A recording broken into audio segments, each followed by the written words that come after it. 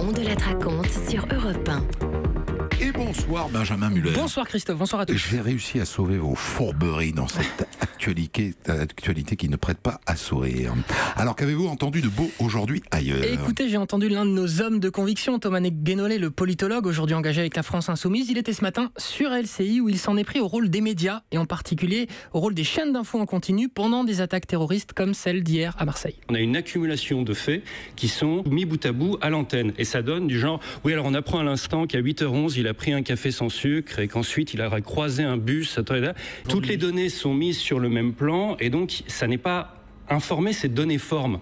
Et donc on est juste en train d'ajouter des données en vrac. Et moi, en tant que téléspectateur, quand j'ai ce flux où on m'a accumulé les données, mais on ne m'a rien expliqué, je me sens complètement largué et paumé. Voilà, intéressant débat qui mériterait peut-être d'être creusé. Thomas Guénolé. Nous creuserons peut-être ici. Thomas Guénolé qui s'en prend dans la foulée aux experts qu'on entend un peu trop facilement livrer leur expertise alors qu'ils sont experts en rien. Et c'est marrant, au moment où il dit ça, bam, je zappe sur BFM TV, je tombe sur François Durper qui connaît très bien les États-Unis, ça y a pas de problème. En revanche, il est un peu moins au point sur les questions de sécurité. Préférentiel du tueur élevé faisait qu'il était très très difficile de réagir. Mais le SWAG est intervenu très rapidement. Le SWAG est intervenu très rapidement. Visiblement, il voulait partir du SWAT. Du SWAT, oui. La police d'élite américaine. Le SWAG, c'est autre chose. On dit oui, Christophe, vous avez le SWAG, ça veut dire que vous avez la classe. Ce sont les unités d'élite, il y en a maintenant dans tous les bureaux du shérif des SWAT. Et pas des SWAG. Donc c'est pas grave, ce genre d'erreur n'arrive qu'une seule fois. Ça arrive qu'une fois, hein, pas de blague. Non. Ils avaient une quantité de munitions considérable. Si le SWAG n'était pas intervenu plus tôt, on imagine que le bilan aurait pu être encore plus important. Il remet ça, donc d'ailleurs la phrase dans son ensemble est géniale. Si la police n'était pas intervenue si tôt, le bilan aurait été plus important. Merci pour cette analyse, on ne s'en serait pas douté.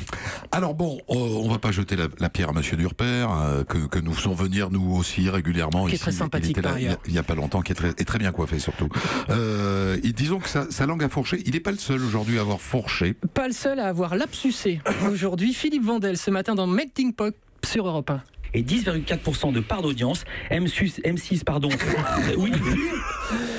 Oh le beau lapsus. Mais à quoi Philippe Vandel pensait-il à ce moment? Mystère, on rappelle que pour Freud, un lapsus traduit l'émergence de désirs inconscients. Vandel. Bref, l'ami Philippe Vandel fait ce lapsus. En face de lui, il y a notamment Patrick Cohen et Omar Sy qui ne vont bien sûr pas le rater. M6, pardon. Oui. Tout le monde a bien repéré. Bonjour Mathieu Noël. M6. Il faut s'abonner. Comme quoi, Twitter n'est pas l'Asie. C'est quel bouquet? Arrêtez les gars, j'essaie d'être sérieux, je voulais vous dire. C'est trop tard, plus personne t'écoute. Voilà. Ça passe ou ça casse. Bon, Philippe Vandel peut se rassurer, il n'est ni le premier ni le dernier à avoir la langue qui fourche. Bien sûr, le plus beau restant, facile et de loin, celui de Rachida Dati en 2010 sur Canal+. Vous vous souvenez? Elle vient de parler d'inflation, mais malheureusement, sans doute est-elle en train de penser à Philippe Vandel. Moi, quand je vois certains qui demandent des rentabilités à 20-25% avec une inflation quasi nulle. Et voilà, la fameuse fellation quasi nulle. Et un dernier pour la route, parce que c'est trop tentant. Un dimanche matin, il y a quelques années, le jour du Seigneur sur France 2, un jeune séminariste est au micro. Il évoque le boulot considérable effectué avec ses camarades curés. On est en direct donc. Des prêtres se rencontrent assez régulièrement pour partager sur ce qu'ils vivent au quotidien. Et même si on est peu nombreux, voilà, on se serre les couilles. Ce qui doit faire mal quand même. Excellent. Voilà, on embrasse Philippe. En vrac, quoi d'autre aujourd'hui? Un peu de méchanceté quand même. Oui, le tacle du jour. On le doit à Guy Carlier chez Mathieu Noël à la mi-journée sur Europe 1. Tacle contre l'écrivain Alexandre Jardin qui, à mon avis, n'avait rien demandé et se retrouve ce soir avec 2 chevilles brisées. Il a balancé ce tweet, je cite, « Ce matin, je n'ai vu aucun homme embrassant parfaitement une femme dans la rue. Alors, je suis retourné écrire. » Ah la vache, je crois qu'il est difficile de faire plus pédant, plus faussement romantique, en un mot plus con. Il voulait être Musset, n'est même pas Musso. Voilà, il doit y avoir un passif entre les deux, j'imagine. Non, vous savez comment il est, Carlier? Vous savez ce qu'il fait après? Il l'appelle 5 minutes après, il lui dit « Je suis désolé Alexandre, c'est pas du tout ce que j'ai voulu dire. » C'était pour le bon mot. Tiens, vous voulez une petite vanne? Ouais. Peut-être un peu graveleuse, je le dis comme ça, c'est un petit canular téléphonique. Je vous offre celle-ci, entendue sur Skyrock ce matin.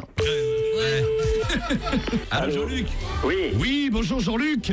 Oui. Oui, t'es au courant qu'à l'envers ça fait Jean-Cul. Voilà, c'est Skyrock, jamais déçu, comme disait Albert Camus. C'est fin, ça se mange sans fin. D'ailleurs, évidemment que Skyrock n'a pas le monopole du rire gras. RTL, tout à l'heure, émission de Thomas Hugues, il parle avec son invité des moments pas toujours agréables pour les patients qui arrivent à l'hôpital. On vous prend, on vous met tout nu sous une blouse. Il y a 10-12 personnes qui rentrent, qui vous font des prises de sang, qui parfois vous mettent des doigts dans les fesses sans vous dire pourquoi. C'est très intrusif. expressif, les doigts dans les fesses. Et, ça, oui. Hein. Et donc, c'est vraiment une planète étrangère sur laquelle on a. C'est un jeu, mais voilà, de la part d'un inconnu qu'on n'a jamais rencontré, certainement. Oui. Voilà, on sait un peu plus sur les jeux de Thomas Hugues, c'est super. Et on termine avec du bien plus beau. Un Édouard Baird, poète et slammer, ce matin sur Radio Nova. Il s'adresse directement aux oreilles de ses auditeurs. Oreilles qui peuvent être amenées, des jours comme aujourd'hui, à entendre plus d'horreurs qu'ils devraient être admis d'entendre. Dans les oreilles des gens, il y a comme de la souffrance. Dans les campagnes, dans les villes, dans les banlieues de France. Il y a le temps qui passe, il y a le corps qui lasse. Les gommes qui effacent des enfants. À l'école, les stylos 4 couleurs remplacés par les ordinateurs. Les coups de colère et les coups de cœur. Les smartphones. Smart, l'élégance du téléphone. Dans les oreilles des gens, il y a comme de la peur. Voilà, je suis pas sûr de tout suivre, mais... Si, c'est intéressant. Moi, il y a deux conclusions à tirer de ça. Soit on conclut qu'Édouard Baird est un type formidable qui écrit formidablement bien, c'est une hypothèse. Soit la deuxième, c'est que le rap s'écrit sur un coin de table en 2 minutes. C'est au choix. Europe.